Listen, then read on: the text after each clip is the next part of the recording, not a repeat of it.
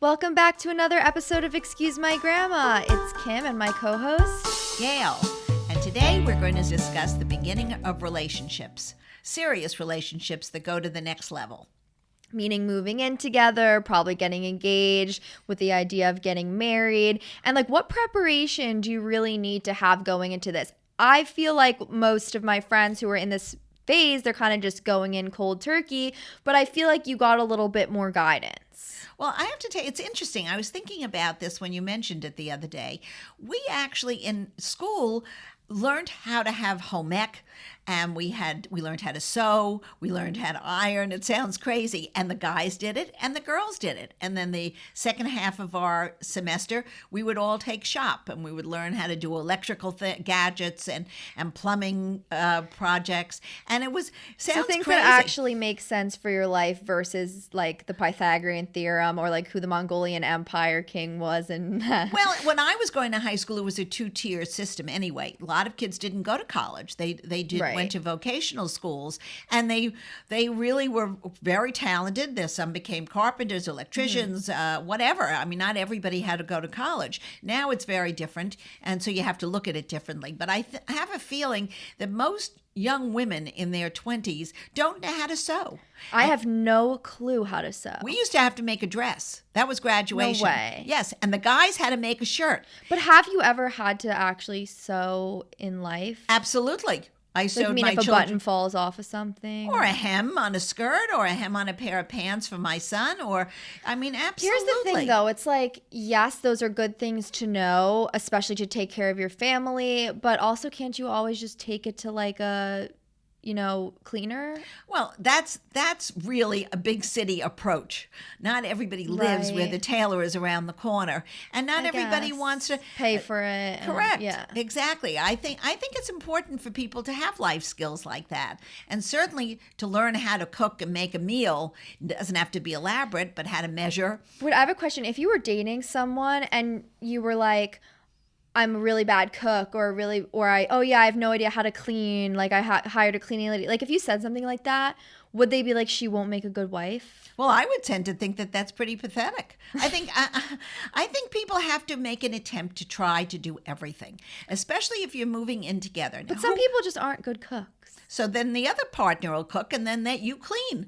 I mean, it has to be a dividing of responsibilities anyway. But in the 1950s, and you're a housewife, and you're like, oh, I'm not going to do the cooking. You can do the cooking. That's not happening when a guy is going to work all day and then coming home. Like, you have to. First of all, there was no such conversation as that. It was never being divided. No, we didn't divide responsibility when I got married because my husband went out, he made a living, and I was expected to take care of the home. Right, so what were the expectations actually? The expectations were to prepare your home to be a place where two people enjoyed living. The shopping was all done basically by the wife, grocery or shopping. the person who was home. It doesn't mean that the woman didn't go out. There were women lawyers whose husbands took a back seat and stayed home and did work from home. But the norm was more the norm was more in the 60s and the 50s that the woman was basically the homemaker, and if she did work, she worked from home. Mm-hmm. Two people did not go to the workforce because it just didn't happen that day, unless you were very, very lucky, or unless you both were professionals. See, it was different. If you were both lawyers, both doctors, then you had to have some kind of support from outside help. But for the most part, most of my friends all stayed home, had children right away. That was part of So the expectations were cooking, cleaning, making ironing. Yeah. What about like looking good when they got home? Like, could you be in sweatpants? Well, there was no such thing as I don't think there were sweatpants. I think there were palazzo pants. Right. There were, but most people in those days wore pretty little dresses or skirts, or some of the girls wore trousers. But it was more of a feminine look in that. But it wasn't. You don't think it was as much because it was like, you have to look good for my husband when he comes home? It was just more naturally like you were already wearing that. I think girls were expected to, women were expected, not girls, women were expected to have a certain feminine mystique, and we wanted to do it. We wanted to do it for our husbands. We wanted to do it, most of us wanted to do it for ourselves and our friends. Right. There was a lot of conversation between girls in those days. Don't forget, we used to have lunches. It was much more social for the women than for the poor men who had to go to work at 7 o'clock and didn't come home till 6 o'clock. They really actually had a harder time of it than the women in the 50s and 60s. Well, but you still, like, it was a big job to take care of the home and eventually take care of your children too. I don't think that's less of a job than an office job. I think it was more of a job. Right. So then how did they have it easier? Well, they had it easier in the beginning, or they didn't have to face the hardships of a coworker saying you're not up to par or any of that thing. It was really, it was all done at home. Some of my friends, Right, your boss essentially was your husband. Like that was the only person who was giving the boss was yourself. No, but I'm saying the only person who was reviewing your work at the end of the day was your husband, but most men were not such male chauvinists. Right. I mean, maybe some were. I mean, they were, but there was a definite distinction of roles. The home was considered the woman's job for the most part, and the bringing home the bacon was the men's, and the roles fit. Now in the 70s, when there was the feminine mystique, and all of a sudden you had a revolution, everything changed, and a lot of women left the home, went out to work. They had to have, if they had children, they had to have people at home to help them, some kind of part-time workers or nannies of some sort. It became a whole different thing, and it became a very big moment of dissension between the women who did not work and those who worked. So there was a definite conflict. But most people who chose to do this really enjoyed it. They wouldn't have done it if they didn't enjoy it. They would have said, forget it, I'm not doing it. So if we were going to do a training course of Housewife 101, or like what would make a good wife 101, what advice would you give? Firstly, I don't think there's any one course. Everybody's relationship is different. I think it's what you feel comfortable with. Some women love to create beautiful surroundings in their homes. Some women want to be out in the workforce. It really, I think now in today's world, it's very much a partnership. You make up your decisions together, whether you both are working. If one is working and one is going to stay home, if one is going to do a part-time kind of career, I think that's all up to the two people that are going into the relationship. But they better know before they get married and have children what that relationship is going to really be, because nothing gets better afterwards. It's always the same. So you have to sort of carve out your roles right from the start. And listen, sometimes I must honestly say I did all the housework, I did all the things at home, but I never took out the garbage. So that was the one thing my husband did, and he was fine with it. So I think you have to know what your limits are. Who's going to handle the budgets? Who's going to? Where is your money being pulled into? Do you have a joint account? Do you have a separate account? Who's going to pay the bills? So is this like the how to divide our responsibilities conversation? It needs to be a conversation. You can't just wing it. I think it's a very important conversation that people do before they move in one iota together. I wouldn't, it has to be down pat. What now? Of course, it's not written in blood. All of a sudden, somebody might say, you know what? I enjoy cooking. I'll do the dinner tonight. Or maybe Tuesday and Thursday, you do it. Monday, Wednesday, let your partner do it. I think all that's negotiable, and it should be fun. And a lot of times couples love to cook together. I think more and more people enjoy making a meal together and doing all that. But somebody has to go to the market. Even if Fresh Direct delivers, somebody has to do the planning for it. So I think those things have to be discussed. It doesn't have to be something that has to always be the same person, but pretty much roles are taken on pretty early in a relationship. And so take me through a day then. Like, let's say maybe in your time, like you wake up in the morning, like who's making breakfast? Okay. Well, as far as back as the Stone Ages, yeah. I mean, we would get up and make breakfast and eat together. Now, I was lucky because my husband doesn't eat breakfast. So I would make juice. But now fresh he eats juice. breakfast. I see him every morning. He has 2 biscottis and a bowl of Cheerios. Also, by the way, I meant to tell you, you can't eat 2 cookies for breakfast. Well, he likes his biscottis. That's like having Oreos for breakfast. He likes it, so leave him alone. He's enjoying it. I haven't said anything to him. I'm saying something to you, so then you'll say something to him. No, I don't say that. That's how we're married 57 years. If he wants to eat 2 biscottis for breakfast, then he eats them for breakfast. It's not hurting anybody. Right. The truth is, I think when you're first together, I think it's nice to get up together, unless you have crazy, one works on a different schedule. What if, so I'm not working and I don't have kids, I can't wake up at 11? No, you can't. First of all, if you're not working and you don't have kids, there's something wrong with you. No, You should be because working. what if my husband's working? Well, you should be working too. You should be just then go out and help something, go feed some people in the food bank. What did you do for your first year of marriage then? I taught in a school. You did? I certainly did on 68th and First Avenue. I taught remedial reading. I also before I took an interior design course because I sort of liked it, and before I was decorating my apartment, I figured that would be a very good thing to learn. Right. So I taught in a school 3 days a week, and then I would take a course a couple of days. I took an art class, but that was very acceptable then. And then I got pregnant right away. So within a year, I was having a child. So it was very different. That was what the stages of marriage were in the early 60s. I guess mom worked too. Yes, she between. Well, she marriage did a and little. kids. She did a little creative baby basket. I wish we were still in that business because with the internet and everything exploding, we would have made a fortune. Yeah. But she had a company called Baby Wishes, and she was very good at it. And it was a high-end personal delivery service where she sent gifts to newborns. And So it was the only great. reason you stop working is to have kids?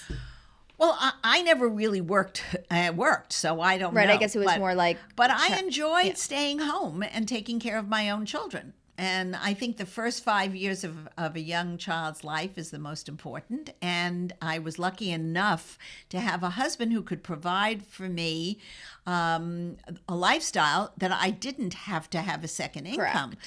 And that was fine. I mean, if I didn't have enough, I would have had to go out and do something to bring in some extra money as well.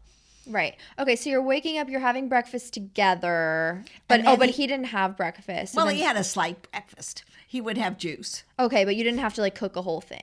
No.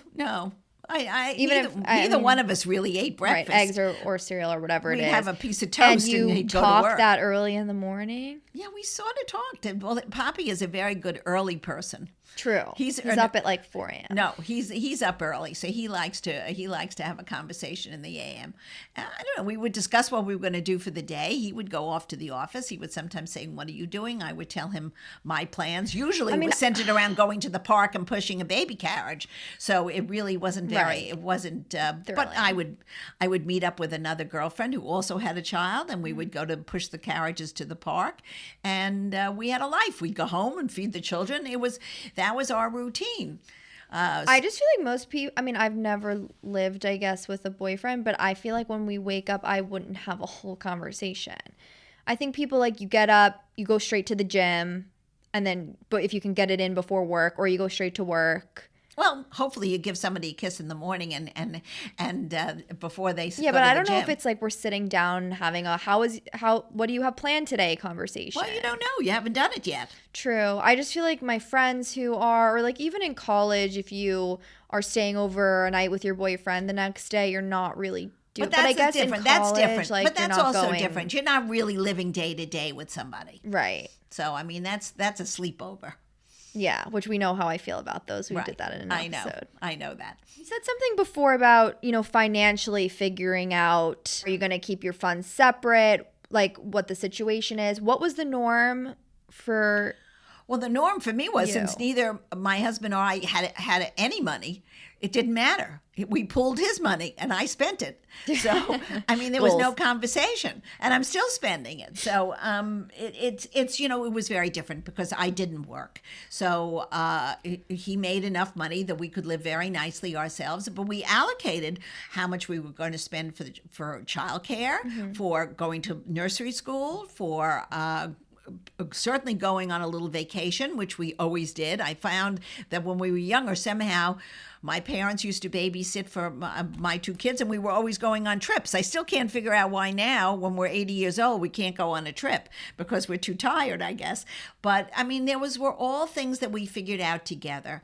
And as our lives progressed from our 20s to our 30s, and to our early 40s, we did different things, but we had to appropriate the funds. We couldn't spend it all on sending somebody to private school. We had to have enough that we knew we could eat dinner. We knew we could, if one of us got sick, there was enough money in our savings account that would cover everything. Yeah, I think people will have, their two separate accounts and also a joint account.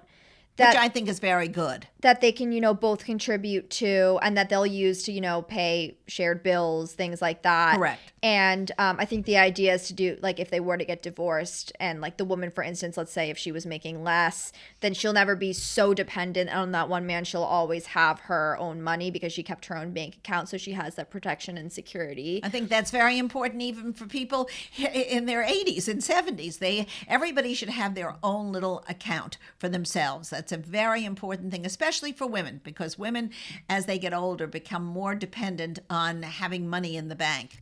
I'm kind of interested in going to the park and pushing your stroller with your friend. Like, were you a lady who lunched? Yes. Now you're a lady who lunched. We were ladies for lunching, even with our baby carriages. We used to put our carriages outside. If I tell you this, we would get arrested today. But left the baby? In 1960. I put the baby carriage outside with my girlfriend at a coffee shop in our building on 72nd Street, which is the building is still there, but the coffee shop is long gone. And we would put the carriages right in the front where the window was, and we would sit out there and we'd eat lunch. No. And nobody said a word. You left the baby? We left the baby in the carriages. That was a different time. That's the most 50s thing I've ever. That was like, remember in Marvelous Wasn't Mrs. the 50s, Maisel? She was like, "Where's the baby?" It was in the car. Well, this was the early 60s. Oh. You know what? We trusted our neighbors. We were not so wary. I mean, of especially, everybody. but this was New York City. Yeah, but New York City to us was like small neighborhoods. It was a very, very different place now. And I mean, your baby would have been swept off the street. Well, we probably would have been arrested. I think something like that recently happened. Yeah, you can't do that. Exactly. But I'm just saying that was something that we just didn't even think about. Nobody thought of these bad things. We were having good times. The girls, we would walk all afternoon and sit down on it in what do you guys Central talk Park. About? Probably the children. Probably right. Why they didn't sleep during the night and you weren't having any sex. Probably that was really the topic of conversation, I'm sure. Right. I was actually wondering this because now I feel like me and my friends and everyone really talk so openly about their sex lives. Like I don't think it was quite like that. Was it as normal? Between really good friends, it always was. You probably had a conversation. It wasn't as in detailed as you do today, but I feel like now it's so detailed. Like I know the penis size of my friend's boyfriend. You know what I mean? Like, well, I don't think you got like that. No, we did not discuss that. That was a personal thing. We kept some of that private. Right. But I have to tell you, a lot of the problems were that half of the girls that I was very friendly with at the time all got divorced, because I think what happened more importantly in the late 60s, early 70s was that women didn't want to have the roles of what we're now talking about. Why couldn't you do that married?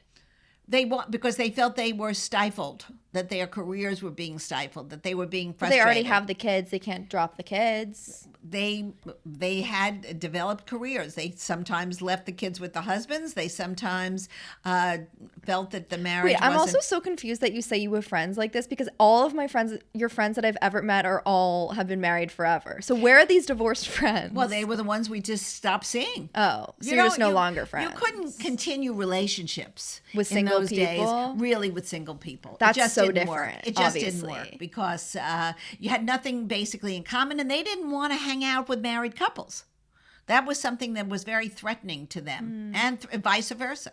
Sometimes I actually like meeting my friends' significant others, but sometimes I feel like it's hard to maintain the same sort of relationship with them as it is with your other friends who are single. So it's the same thing. It's basically the same thing because your common interests really are no longer the same. I mean, it's like when you or it's like you can't leave your boyfriend on a Saturday night necessarily. No, and you shouldn't, nor should you. I mean, if you've got a relationship with somebody, you don't say, oh, now I'm going to go out and see the girls. And No, but that I just think doesn't that work. It kind of does. Like people have girls' nights, Saturday night. Yeah, I don't think it's right. Really? Nope, I think it's wrong. No girls' night? No girls' night. No GNO? No, go out for lunch. Really? Yep. Why? Because nighttime, it's like you're going to bars, you're meeting other people. Like, what's the difference between lunch and dinner? I just don't think it's a problem. What is your mate supposed to be doing you're when not- you're out going out with your girlfriends? But what if they have boys' night? Well, if the nights are the same and they have guys' night and you have girls' I feel night, like you that's can kind of fine. coordinate Yeah, that. you probably could. Because like at night, like let's say you want to have you want to have wine night with your girlfriends. You're not doing that for lunch. You're not drinking in the day. I don't know.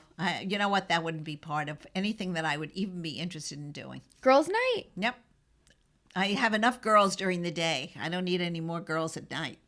I'm happy to go out with my husband and go have a lovely dinner. Wait, does Poppy ever have boys' night? Never. Never. Well, I guess they do. They'll do like boys' golf. No, that's during the day. Yeah. Right. I mean, So after like 5 p.m. when I turn my phone off at 5 o'clock, business is over. And that's it. And then I can't believe it's you couple turn your time. phone off at 5 It's o'clock. enough. It's enough. I have nothing to say to anybody after 5 o'clock. If they haven't spoken to me before 5, unless it's a medical emergency, I don't want to hear from you. That's too early. I would make the rule 9 o'clock. No, 9 o'clock, I'm Like busy. before bed. That's busy. I'm busy. What are you doing? I'm busy. I'm busy. I'm not telling you what I'm Okay. doing, but I'm busy. So no boys' night for Pop. What do you think Poppy talks about with his friends? Probably his golf scores or business. The men love But like to talk social, about they business. don't. That's their social conversation, talking They're about not business. looking for women. They're 70 and 80-year-olds. What are they? They're not looking to run around. You don't think they talk about their wives? I don't think so. I really Really? don't. Maybe if you're 40 or even in your early 50s or 30s, you might complain. Right, because or- like, what is there to really? There's nothing new. When you're 80, like it's not going to be like, oh, she did this. I had no idea she was like this. It's like you've known them forever. Exactly. So what are you gonna There are talk no about? surprises. There's no about that. There's no surprises. surprises like that. But you should be having fun. There should be Yeah. things that you're enjoying together. But those other things that you experience when you're 20s are no longer you're experiencing when you're 80. Well, I feel like I don't think I learned anything about being a housewife. I'm now more anxious that I don't know how to iron. Well, the truth is, you don't have to worry. You're not even in stage 1. True. So like, just boy, have like, a I good need- time. So go have a good time and don't worry about that. You have to worry about being a housewife or whatever you want to call it. I don't know if it's called First, I housewife need to go anymore. on a few dates. Then I need to get a boyfriend. Then we need to move in together. Like this is like a Yes, this I is- think you're several years away from worrying about what we're talking about today. Okay, let's get to some listener questions. Someone wrote in, "What is your fantasy best dates?" So your ideal date, Grandma, and then mine as well. I don't know if I'd have my ideal date would probably be sitting facing the ocean, sipping a Bellini, and You love your Bellinis. I love my Bellinis, but only and- fresh peach juice. Exactly, and probably just having a bowl of pasta and talking with somebody that I could look in their eyes and say, I love you. Oh, that's nice. That's your like if you could have anything in the whole world, that's what you would do?